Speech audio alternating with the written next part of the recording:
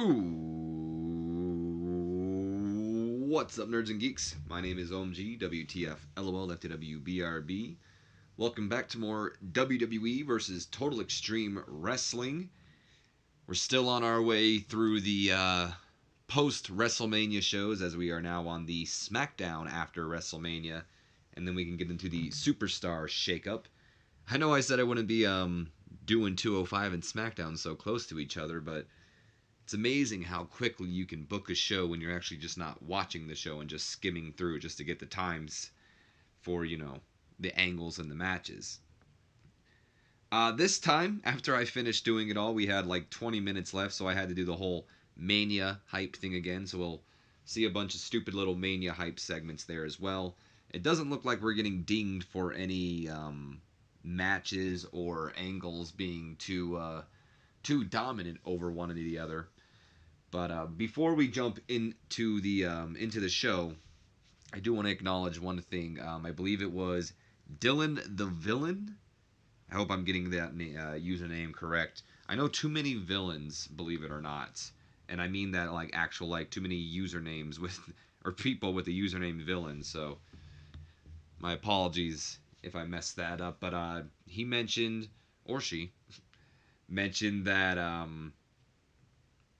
I should turn the injuries off. That way I don't have to deal with injuries. And if anyone ever does get injured in the WWE, I'll just not book them. Which is a brilliant idea. I wish I would have thought of that myself. Unfortunately, I haven't been able to do that yet. Once we get through SmackDown, off camera, I will go ahead and, edit some profiles here and there to where I feel they should be, along with fixing things like the injuries and maybe some other things. So, thanks for that comment there. Brilliant idea. I probably would have never thought of that. I'm glad somebody did. Let us jump into Friday Night SmackDown, which it was an alright show, and see how it ranks with the WWE. So we open up the night with Shane McMahon, of course. Ooh, you know what I forgot to do? I forgot to set the newer version available. Forgot to set the arena real quick. So, oh god, more unprofessionalism coming out of your homeboy right here, Mr. OMG, WTF, LOLFTWBRB. Oh god, Google was listening to me that whole time too. All right, ready? Let's do this. What day was this supposed to be, by the way? As we bring up this calendar right in front of you, it was supposed to be the 10th. So, what stadium was SmackDown in April 10th, 2018? Pull that up real quick, guys. Yeah, there's always something that I forget. It looks like they're in Nashville. I don't know. Always something I forget about. Watch it be in the Smoothie King Stadium as well. Alright, whatever. Let's see. Blah, blah, blah. Does it tell me? This is the hard part, guys. I might just actually stop the recording if it takes too long. W SmackDown Live. Waltz is back April 10th. From the Smoothie King. Yep, it was in the Smoothie King. Figures so. I mean, it is post WrestleMania. I believe Smoothie King was in the South. Yep, right there. It tells me. Sign as venue. What? What do you mean? Sign as venue. What do you mean I can't switch? Oh, you're freaking kidding me. Alright, whatever. It's not that big of a deal, I guess. It's just a minor screw up. Because we're still in England, aren't we, from 205 Live, huh? Yep, when I had to get Mark Andrews on the show. That sucks. Alright, so because I've already actually scheduled the entire show, I'm not able to change it. So, let's just pretend we're in the Smoothie King arena. We got a better rating this time around. So anyway, B- rating this time around as Shane McMahon comes down to the ring, talks about how Daniel Bryan is no longer the SmackDown general manager because he's an active in-ring competitor now. He brings out the new general manager of SmackDown Live, Paige, and she makes her way down to the ring, and she announces that tonight we're going to see Daniel Bryan in his first match on Smackdown TV in forever, whatever how long it was, taking on the WWE champion AJ Styles. So this got the show off to a strong start. Crowd was hot. Paige was underwhelming. And that officially goes ahead and completes her turn. Probably going to be a shitty turn because everything, of course, too many turns at a certain time. So her turn's going to be a disaster, but that's fine. It'll get fixed later. We then go to a solid D rating here. I just put these two together since, honestly, these little hype segments never really amount to a minute. So I figured I'd just throw them together so that way it's more realistically to a minute, I guess. Pretty much hyping, the fallout between AJ Styles and Shinsuke Nakamura, along with Charlotte Flair and Asuka from WrestleMania time. We then go to yet another solid D rating here as we hype up the upcoming match between the Usos and the New Day to figure out who will face the new WWE SmackDown Tag Team Champions, the Bludgeon Brothers. And we jump into said tag team matchup, which gets a solid C rating here. Of course, the New Day being represented by Big E and Xavier Woods in this matchup. Decent wrestling, not much way in heat. Oh, god damn it. I forgot to set storylines. Twice. I did that in 205 Live and I did that on SmackDown. I gotta remember to set storylines. In fact, I'm just gonna do that right here. Put that in big ass exclamation points. Unfortunately, we are going to get dinged for not having enough interesting storylines here. I'm not going to go back. There's no point. I don't think it'll change anything. Really, the storylines aren't really starting off until Superstar Shakeup once the draft is over anyway. That way we can get a firm setting. Either way, Usos defeat the New Day in 12 minutes, 24 seconds when Jey Uso defeats Xavier Woods with a double Samoan splash. Don't believe that's what it was, but whatever. Woods was the weak link apparently in this matchup. Kofi Kingston doing some good work ringside. Usos have great chemistry. Both Jimmy and Jay with a C- in-ring performance, along with Big E and Xavier Woods with a solid D. Jimmy Uso is improving in technical and performance. Jay Uso is improving in technical, flying, and performance. Xavier Woods improving in performance, and Big E improving in technical, flying, and performance as well. Good for you guys. We then go to a post-match stare-down between the Bludgeon Brothers and the Usos, which gets a C- rating here. We then get a hype segment once again. First of the many hype segments of the night between AJ Styles and Daniel Bryan's matchup being hyped up. That gets a C+. Then we go to a D+, as we feature our first Mania hype segment, just hyping up random superstars like...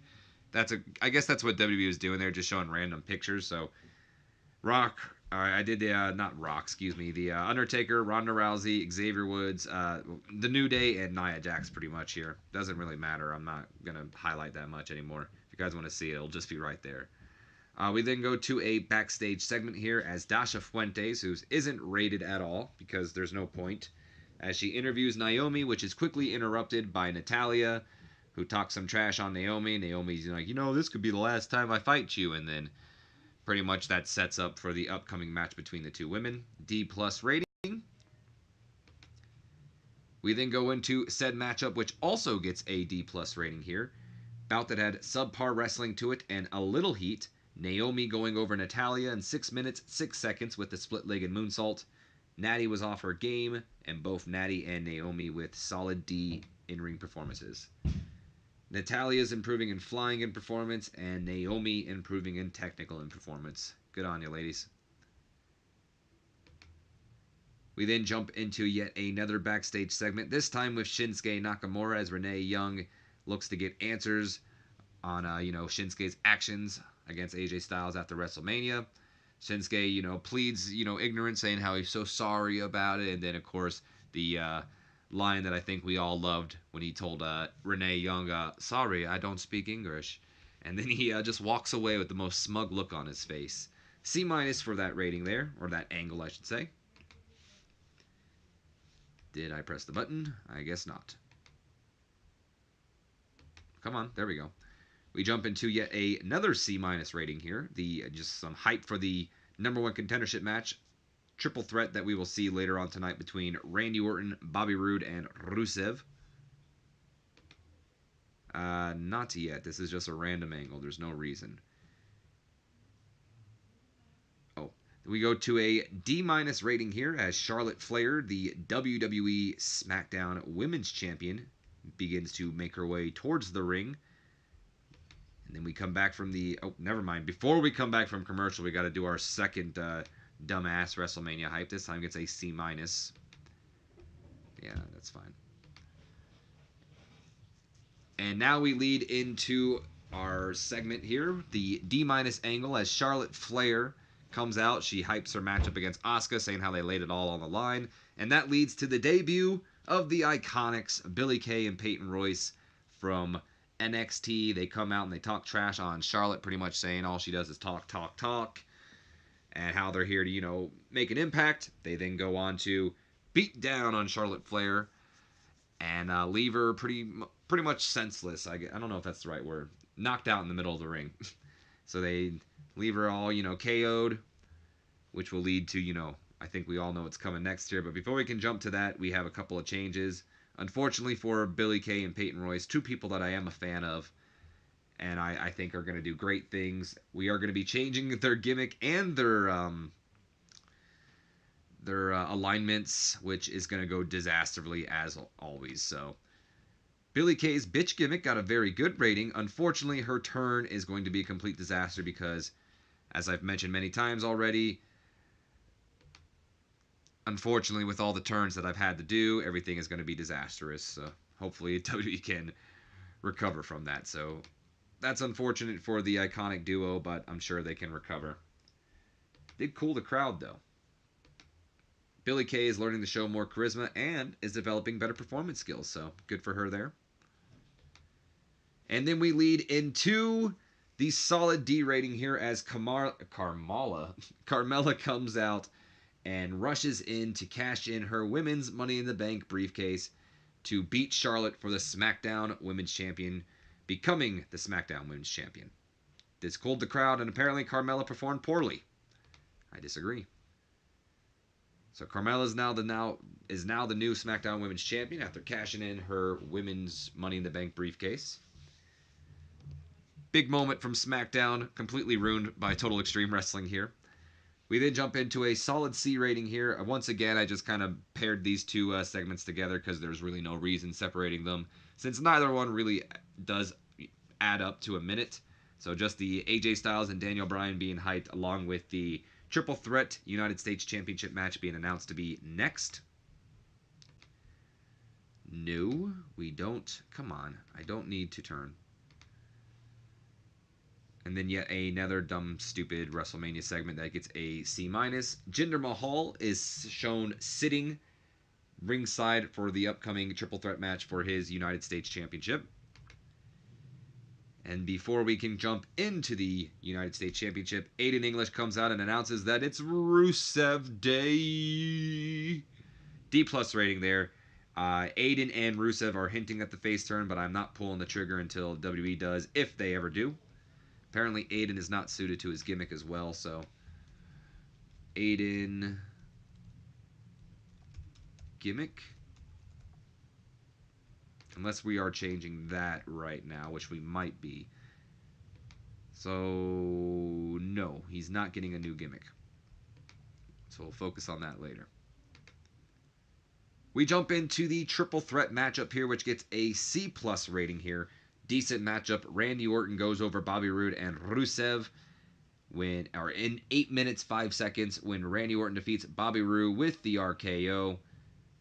And Randy Orton carrying the match in terms of in-ring performance. Rusev hinted at a face turn, but I got a poor reaction. I'll have to fix that because I think Rusev would go over great as a face. I mean, we've seen that he has great comedic skills. And what else? Star quality. He's got a personality. Rusev's got great things in store for him. We already know about Aiden English. Bobby Roode with an in-ring performance of a C- alongside Rusev. Randy Orton with a B-. Orton is improving in Rumble, technical, and performance. Bobby Roode improving in flying and performance. And Rusev improving in technical and performance. So, good on you guys. Then we jump into a solid C rating here as we just have a quick little stare down between Randy Orton and the United States champion Jinder Mahal as champion meets contender. A little bit of a history between those two that I actually enjoy. The fact how Jinder Mahal beat Randy for both the US and the WWE Championship, so they kind of highlighted that there as well. We find out that that means nothing once Jinder goes to SmackDown, but whatever. Or excuse me, to Raw. Anyway, we get a B- rating here, once again hyping up the AJ Styles and Daniel Bryan segment, along with Roman Reigns versus Brock Lesnar at the greatest Royal Rumble ever. We then lead into a C-, our final WrestleMania hype segment of the night. Good stuff. Look at that. E+ rating for Carmella's recap video for her cash-in. Good stuff, guys. Good stuff. Before we jump into the first interview with the new women's champion, she talks about how she's earned it and all that before, playing off the crowd, saying how she wants to thank herself. There you have it. D-. And then before we can get to our main event of the night, Renee Young catches up with AJ Styles as he makes his way towards the entryway, pretty much asking him about about Shinsuke Nakamura. Styles says he doesn't need an apology from Nakamura. In fact, next time he sees him, he's just going to punch him in the face or whatever. But he's focusing on Daniel Bryan and talking about how Daniel Bryan may be the best wrestler ever, but he's not phenomenal. And we lead into that matchup. Main event of the night, Daniel Bryan versus AJ Styles gets a C+ rating here. Who would have thought that a dream match like this gets a very average rating? C+ rating, and about that had good wrestling and a decent reaction from the crowd. Daniel Bryan goes over AJ Styles in 12 minutes, 19 seconds after AJ Styles was disqualified when Shinsuke Nakamura ran in and hit the Kinshasa on Daniel Bryan. DB and AJ Styles both with an in-ring performance of a B-. Bryan is improving in Rumble, technical, flying, and performance, and AJ Styles is improving in Rumble, technical, and performance as well. And then finally, we end off SmackDown with a solid C rating here, with a post-match attack or beatdown on AJ Styles, courtesy of Shinsuke Nakamura. So actually, a solid C rating, that's actually not a bad SmackDown if you ask me. I do think the storylines are going to ding it though, so let's see what we actually got. Look at that, we got a solid C rating there. That was a pretty decent SmackDown. Total Extreme Wrestling was fine with that. Nothing too bad. I mean, it still did lose us 23 popularity in 23 regions. I'm not sure if that is just because of, the rating of SmackDown. We're supposed to be getting higher ratings than that, or it's because we don't have interesting storylines going on, because I forgot to add SmackDown and 205's storylines. Not that I think that would have helped, but nonetheless, it did way better than Monday Night Raw. That's for damn sure. So you can't hate on it, guys. You can't hate on it. Good stuff altogether, though. So we've gotten all out of the way of the first week of the WWE versus Total Extreme Wrestling. Not the best start, but I didn't expect it to be the best start. Like I said, there's a lot of things that was going against WWE for the first part. This is a mod, so of course the creator might not, be perfect on everything. Certain wrestlers might not have the stats that might reflect them the most, perfect way, I guess. Whatever, perfectly. Some people were heels, some people were faces when they weren't supposed to be. Some people didn't have good gimmicks. So unfortunately, with, the fact that I have to, turn people right away to match WWE storytelling, that kind of comes into effect there as well, because certain people are going to, now start off, like, for instance, the Iconic Duo, they're going to start off with kind of a shitty start because they're forced to be faces or heels, even though they should have been heels at the beginning. So there are some things that, was working against WWE. The fact, like, we didn't have storylines to start off, so that doesn't help either.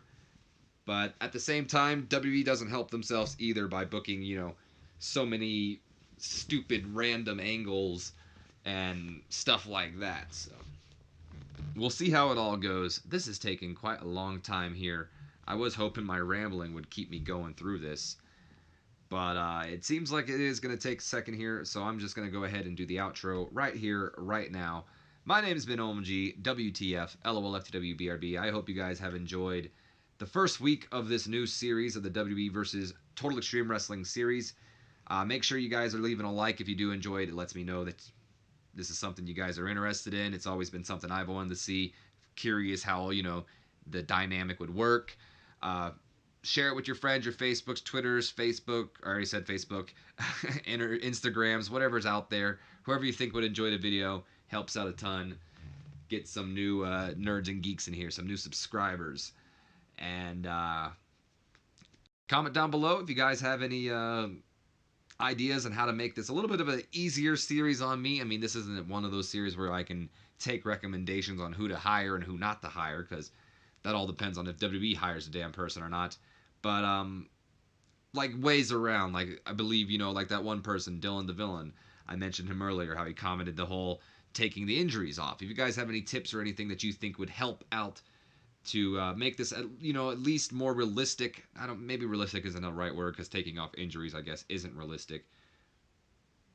But the best way to capture this series, anything you guys can think of, comment down below. Or if you guys just want to create a topic of conversation about what's going on in the WWE right now and just how shitty some things appear on Total Extreme Wrestling, you guys let me know as well. If you have any questions after what I do post stuff, I'll let you guys know. But as always, like I said, my name is OMG, WTF, LOL, FTW, BRB, and I will see you guys for the Superstar Shakeup. Have a good one, guys.